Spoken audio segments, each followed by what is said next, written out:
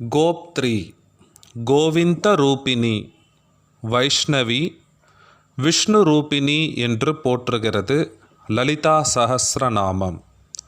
கோப்த்ரி காத்தல் என்ற தொழிலை செய்கிறவள். படைக்கப்பட்ட பிரபஞ்சத்தை தேவி தன்னுடைய சத்வகுண பிரதானமான வடிவினால் காக்கிறாள். கோவிந்த ரூபிணி கோவிந்தன் அதாவது விஷ்ணுவின் வடிவானவள். காத்தல் தொழிலை செய்யும் சத்வகுணமூர்த்தியான விஷ்ணுவும் தேவியே ஆகிறாள். வைஷ்ணவி விஷ்ணுவின் சக்தியாக இருப்பவள். விஷ்ணு ரூபிணி விஷ்ணு ரூபமாக இருப்பவள் என்கிறது லலிதா சஹஸ்ரநாமம். தேவிக்கும் விஷ்ணுவுக்கும் பேதமில்லை.